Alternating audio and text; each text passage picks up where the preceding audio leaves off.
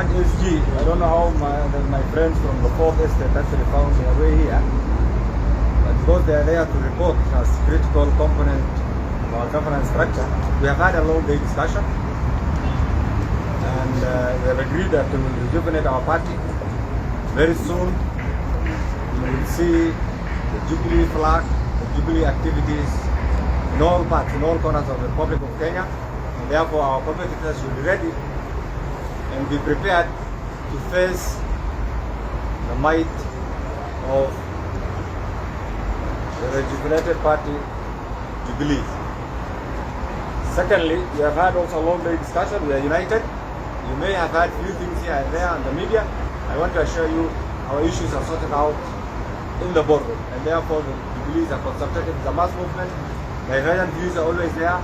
We appreciate, we value what every member says, and those issues have been discussed, and therefore we are here as a united team, looking forward to dealing how we are going to rejuvenate the party. This juncture, I want to invite, we have had the just concluded by-election in Kiambaa. They are our generals on the ground. I want to invite the Honorable Sabina Chege. Okay, I want to first invite the candidate, the Honorable Njama, who has actually won, but technically defeated through fraudulent process. And I want him to say, you are aware of what has happened, and I'm sure this is one thing that we need to inform, and we want to hear from the host now, Honorable Njama, our MP-elect of Kiambaa. Karibu.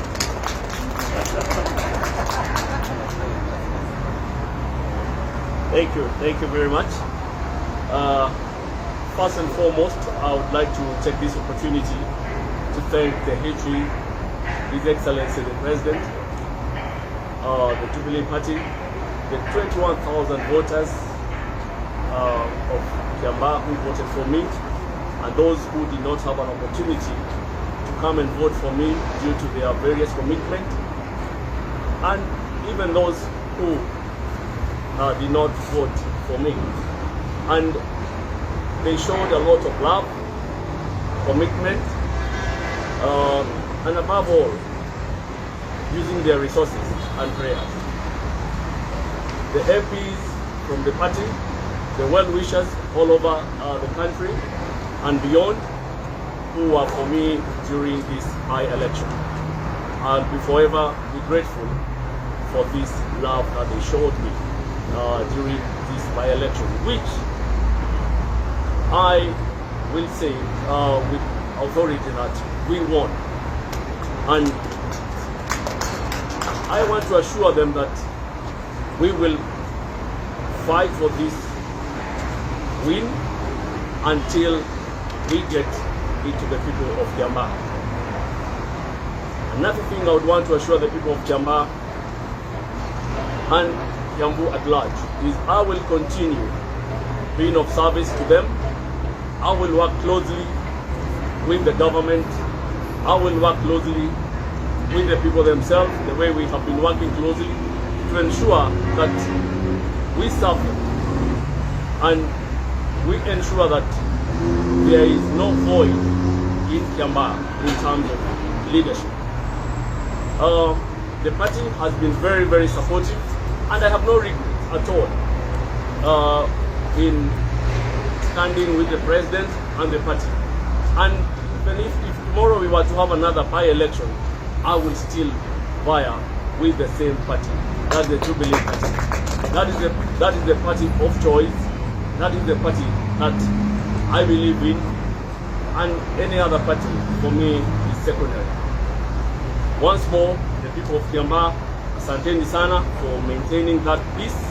We know there were people who had intent of bringing chaos, but because of our culture of maintaining peace, then I'll still ask you to continue maintaining that peace until justice is done. Asanteni sana na Mungu awabariki. We'll now have the Honorable Sabina. The Honorable Sabina has been one of our frontline MPs who have been on the ground. Thank you, Honorable Sabina. Please come. Thank you very much. Mine is first to congratulate our candidate who went out there and very many votes in Kiambaa, and I want to thank the people of Kiambaa. Second, we have a very good battalion from members of parliament, and the support of our party, and also well-wishers. There are people who we didn't even know and went to the ground to make sure that we actually got a victory and talk to the Kiambaa people. So I really want to take this opportunity to thank them. Mine will be, I know so many things have come up after the election, and especially on the relationship between the political club and also the party officials. I want to promise you that this will make you more stronger than it was before. And after today's meeting, we have deliberated, and we'll be meeting several times, so that we make sure there is an issue. We are going to handle the issue, and we are going to sort out our matters internally. And so from today, we want to see everybody and Jubilee, people, agreeing on how to work together, to go to the grassroots. And I want to thank the party officials who are present today for their commitment, and that we have agreed that we are going to work together as a team. And so I'm so grateful today that we are able to have this meeting, and we're going to walk this journey together. And as we meet people on the ground, they will tell us what they would want us to do in our party. There's some changes that they would want us to do. We'll listen to you. God bless you, God bless Kenya, and God bless the Jubilee Party. Thank you. Now I want to invite the Honorable Obobo. The Honorable Obobo has been the face of our just concluded campaigns, and we thank him. Please, Kariri. Thank you. Thank you very much. I want to start by also joining the Honorable Kariri and congratulations to the people of Kiambaa for giving the party, for giving our candidates, our president support of over 21,000 votes. And I'm looking forward to following the court case, and I'm sure the whole country is going to be following up on that court case so that they can actually see where the discrepancies and anomalies were done that made that result come out the way it did. I also want to point out the fact that today we've had a very candid conversation within ourselves, and we have agreed that we are working together, all of us, as a party, as a political class, and we are going to support our government. And one of the things you're going to see in over the next 30 days is going to be a rejuvenation of the party at the grassroots level. We're going to go back and we're going to look at the things and structures that exist at grassroots level, and we're going to start rejuvenating them. We're going to see a lot of activity on the ground. We're also going out to listen to our members, their views and their opinions about what it is that we need to do to make our party even better. That's something that's going to be happening on a regular basis, and this is activity that is starting immediately as we move on from here. Finally, I want to thank our party. I want to thank our party leadership here, who is represented here by the SG, by the Vice Chair, Honorable Kenan, and Honorable Murade and Butuni, for the support and how they stood with us when we were out there on the ground. The votes we got, the victory that we got in Kiambaa was a joint effort of all of us. And we are going to continue working like this, moving the lessons that we have learned from Kiambaa to the next engagement, and learning and improving ourselves as a party. Because as a lot of speakers here have said, Jubilee is the party to beat as we move into the next election. Thank you very much. And finally, I want to invite the Vice Chair, the Honorable David. He's a man, he's a newsmaker. He has Karibu.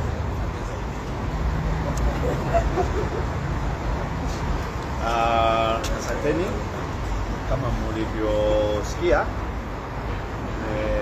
jana kufanya what we call a review of the outcome.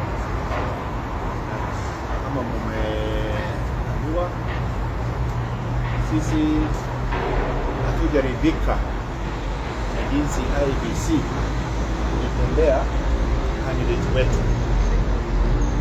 Because when you are not satisfied with the result and you want a recount, they cannot refuse not to give you a recount. And our request was based on some very concrete evidence about the manipulation that was done by some of those numbers. Because the numbers that came out of the polling stations, the polling centers, were not the same numbers that came to the tallying center. And we have evidence, and that will be mitigated in the courts of law. So it's not over until the courts find that out. Number two, there's a lot of propaganda, and there's a lot of fake news, and there's a lot of people wanting to see blood. They want to see Jubilee fighting, they want to see blame games, they want to see scapegoats. Let me assure you, be very, very careful. Number one, with the fake news.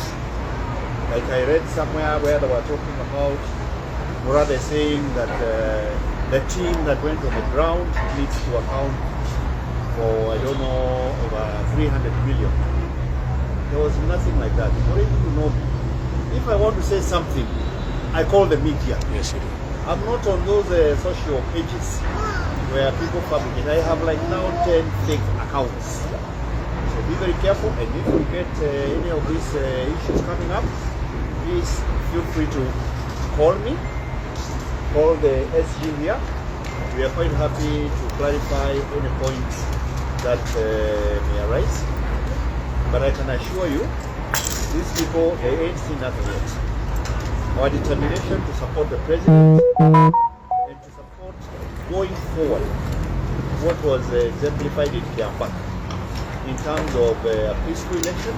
And after an election, people go home peacefully. We're trying to make sure this is what will happen going forward into 2022. So thank you. We will be giving you further information about what has been agreed with this team in terms of the rolling out of the party structures from the grassroots, energizing this party and revamping this party, because there are those of us who will die with the president and who will die with this party, because we know this party, this government has done a good job. And I also want to congratulate this team, because within a very short 3 weeks, they were able to paint and turn Kiambaa red.